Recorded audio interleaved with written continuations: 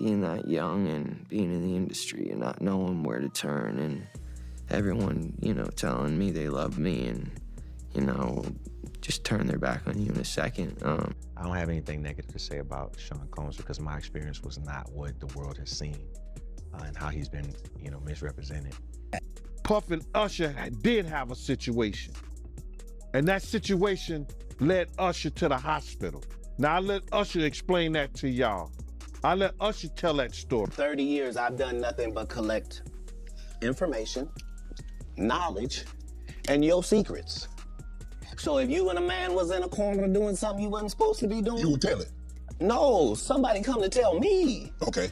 I gather that, I value that, I'll pay for that. Something about Justin Bieber's past never fully made sense. Not the sudden switches in his behavior, not the way he pulled back from certain people, and definitely not the way his relationship with Usher quietly fell apart after years of looking solid on the surface. For the longest time, people brushed it off as growing up in the spotlight, but now, with everything coming back into focus, it's starting to look like there was something a lot deeper going on behind the scenes. And the craziest part? The signs were always there, we just didn't look at them the right way. Before we go any further, make sure you hit that like button and subscribe, because this story gets uncomfortable fast, and what comes next might completely change how you see the industry. Bad boy.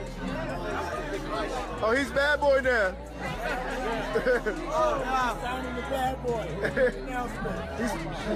Here's your icon alert. It all really picked up again after that Oscars after-party moment where Justin Bieber and Usher were reportedly caught in a tense exchange that didn't look friendly at all. People described the energy as off, like there was real frustration there, not just a casual disagreement, and that alone raised eyebrows.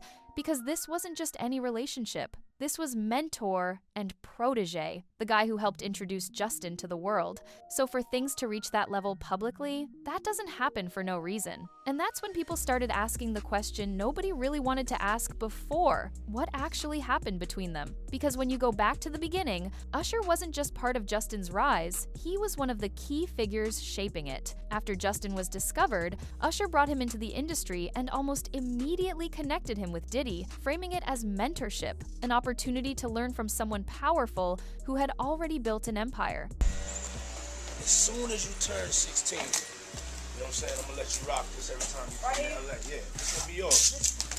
So every time you get 18, you get the house.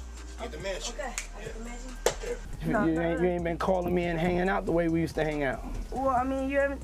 I mean, you try to get in contact with me, you know, through all my, partners and whatnot. Mm-hmm. But you never really got my number, so. Right. Okay. My number? Yeah. On paper, it looked like the perfect move, but looking back now, that decision is exactly where people say things started to feel off. Because not long after that introduction, Justin ended up spending time at Diddy's mansion, something that was publicly documented at the time and even seen as exciting. There's footage of Justin talking about those moments, smiling, laughing, clearly thinking he was stepping into something major. But now, that same footage hits completely different. The tone, the energy, the way certain things were said, it all feels a little too loaded. What once looked like harmless industry bonding now has people questioning what was really going on behind closed doors. And once that door opened, people started connecting it to everything that came after.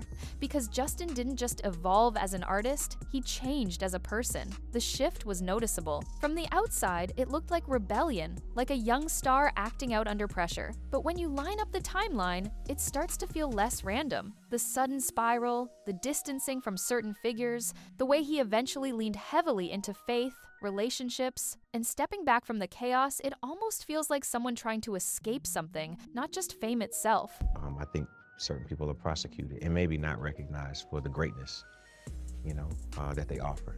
I don't have anything negative to say about Sean Combs because my experience was not what the world has seen and how he's been, misrepresented.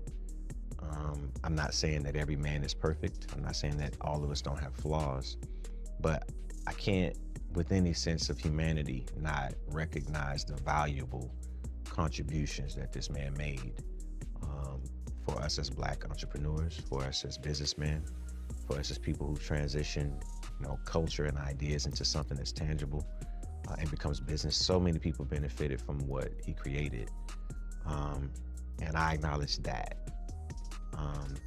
And that's why I see him, his legacy. You told Shannon Sharp you learned a lot about business during that era. Absolutely. What'd you learn? Puff was a mentor, but he was like you have that really, really hard teacher, but you're watching something in real time. I think that the idea of the level of discipline that came with that time in business, especially in an era that was trying to prove itself culturally. All of these big deviants is all catching hell in 2024. It's up for all of them. It don't matter if you Diddy or whoever you is. Takes any of them, all lies will be exposed. That's all. And anyone who takes that the wrong way, know why they take it the wrong way. And then there's the way he acted toward Billie Eilish when she came into the industry. That moment stood out to a lot of people. He wasn't just supportive, he was protective. Almost like he saw something in her situation that reminded him of his own experience. And he didn't want her going through the same thing. That's not something you fake. That comes from somewhere real. But just when people were starting to piece things together on their own, Katt Williams stepped in and added fuel to the fire. And if you've been paying attention, you already know Katt doesn't just talk to talk. He's been hinting at this kind of stuff for years, long before it became a trending conversation. According to him, these mentorships in the industry aren't always what they seem. He claimed he was personally offered massive opportunities, millions on the table, but turned them down because of what came attached to those deals. Not contracts, expectations. And the way he described it made it sound like this wasn't a one-off situation, it was a pattern, a system. And once he said that, people immediately started connecting it back to Justin, because now it wasn't just speculation anymore. It was someone from inside the system basically confirming that something like this could exist. But here's where it gets even more complicated. Protective of her. It was hard for me being that young and being in the industry and not knowing where to turn, and everyone, telling me they love me and, just turn their back on you in a second. So yeah, it's hard because I want her to know that, she can count on me, but at the end of the day, I'm never gonna force myself to be in a relationship with her. It has to be natural, right? So I just I don't want her to lose it. I don't want her to, go through anything I went through. I don't wish that upon anybody. So, yeah, if she ever needs me, I'm just a call. Turned down $50 million 4 times. 4 times. Just to protect my integrity and that virgin hole I was telling you about. Right. Because P. Diddy be wanting the body. And you gotta tell him no. You got to tell him no. Because when you look at Usher's own history, the timeline starts repeating itself. Before Justin, Usher was also brought into the industry at a young age, and guess who he was placed around? Diddy. The same setup, the same mentorship dynamic. And over the years, there have been moments where Usher himself hinted that his experiences during that time weren't exactly normal. Interviews where he got visibly uncomfortable when certain topics came up, statements where he suggested there were things he'd talk about one day, but never actually did. It's like there's always been something just under the surface that never fully came out. And that's what makes the current situation even more unsettling, because instead of distancing himself from that past, Usher has continued to publicly support Diddy, even as more conversations and accusations started surfacing. For some people, that loyalty feels genuine, but for others, it raises a completely different question. Is it loyalty, or is it something else? Because when you combine that with everything Katt Williams is saying, everything Justin's behavior has suggested, and everything that's been quietly hinted at over the years, it starts to paint a picture that's hard to ignore. And then you get to the part nobody really talks about: the silence. Because if even half of this is true, why hasn't anyone come out and said it directly? And he know a lot of stuff about Diddy that a lot of people don't know. Man, it's a lot of stuff that Mace and Usher know that they ain't telling about Diddy. There's a lot of stuff that they know. Can you imagine, bruh? Can you really imagine? What you mean by Usher, though? Usher used to stay with Diddy, too, when he was younger. Usher did have a situation, and that situation led Usher to the hospital. Now, I let Usher explain that to y'all. I let Usher tell that story. Let Usher mama explain that to you. And the hospital was in Scarsdale, New York. And the answer might be simpler than people think. This industry runs on power, connections, control. Speaking out doesn't just risk your career, it can erase it. And when you're dealing with people who helped build entire systems, entire networks, the pressure to stay quiet isn't just implied, it's understood. That's why situations like this stay in the gray area for so long.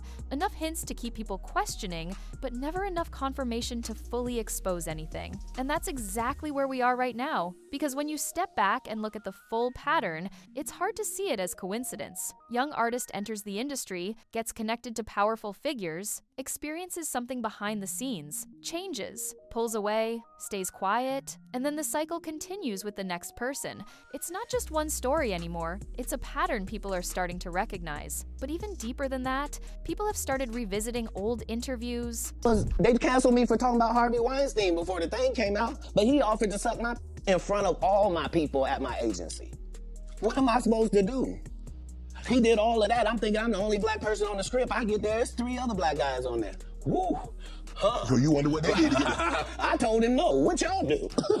Old clips, even small comments that didn't mean much at the time, and suddenly those moments feel different. Little reactions, awkward pauses, jokes that didn't land right, they all start to feel like pieces of something bigger that nobody fully understood back then. And then you start noticing how certain people avoid certain questions, how conversations get redirected, how interviews suddenly end when things get a little too close to sensitive topics. It's subtle, but once you see it, you can't unsee it.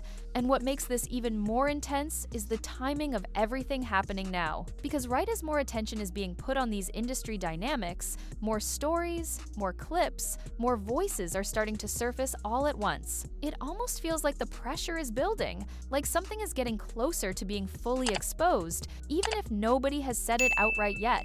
And that tension, that feeling that something bigger is just under the surface, is what's keeping people locked into this story. Because it's not just about Justin anymore. It's about how many others might have gone through similar situations without ever speaking on it. It's about how deep this pattern could really go. And maybe that's the most unsettling part of all, because it leaves everything sitting in that uncomfortable space where you can't fully prove it, but you also can't ignore it. So now the question shifts to you, was this all just coincidence? A series of misunderstood moments blown out of proportion?